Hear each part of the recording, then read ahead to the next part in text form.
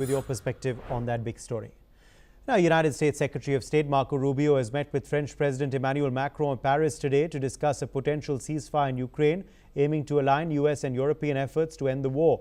Ukrainian officials, including President Zelensky's chief of staff, were also in Paris for talks with U.S. and European delegations. Despite the U.S. President Trump's push for peace, Russia continues deadly strikes in Ukraine, including recent drone and missile attacks. Macron is leading efforts for a coordinated European response, focusing on a ceasefire, peacekeepers and Ukraine's security framework. Rubio's trip includes discussions on the Middle East, Iran's nuclear program and Ukraine. French Defense Minister Sébastien Lecornu will also be meeting with U.S. officials to discuss similar issues. Meanwhile, Russia is dismissing the Paris talks, accusing Europe of prolonging the war. Ukrainian President Zelensky, meanwhile, has urged to increase pressure on Russia to end the three-year war. A Russian drone attack, meanwhile, on Dnipro has killed 3, including a child, and injured 30, 5 of them children. According to regional officials, strikes damaged homes, a student residence and a food plant. In Kharkiv region, a missile attack injured 2 in Izium, previously occupied by Russian forces.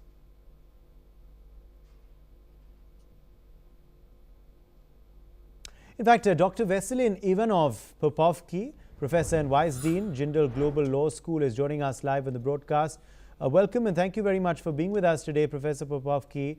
Your first, expectations from these talks. What is likely to be on the agenda in Paris as officials from the U.S. meet with their counterparts from Europe, and in particular France tries to lead efforts on Ukraine? It's a very encouraging news. Finally, the big European powers, and it's not only France, but also British Foreign Minister David Lammy and German Foreign Minister Annalena Baerbock is there. The Ukrainian Chief of Staff Ermak is there.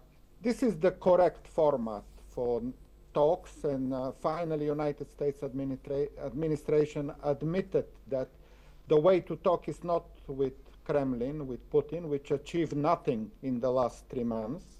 We don't see any progress. We didn't see a single day of ceasefire since Witkoff is going to Moscow. They met in Saudi Arabia. All these endless negotiations with Moscow achieved nothing, zero. So the only way forward, and finally the US administration realizes that, is to join British, French, German and other meaningful countries to talk about that, and not only about Russia, Ukraine, but as you mentioned, also about Iranian nuclear issue and other problems around the world. So this is the right step in the right direction. I'm sure there will be many more in this format and not with Russia. Yes. Professor Popovky, why is it taking so long to bring about this ceasefire? Despite US's efforts, Russia is continuing their attacks in Ukraine. You answer your question, Uday. Because of Russia, it takes long because Moscow doesn't make a single step towards any meaningful negotiation. They are willing to continue the war. They continue war crimes every week. They keep hitting civilian targets, keep killing Ukrainian children and civilians.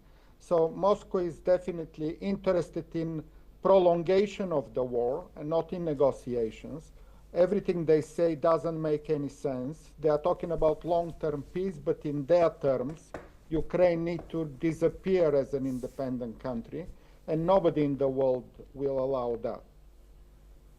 All right, Professor Popovky, thank you very much for joining us with your perspective on this story.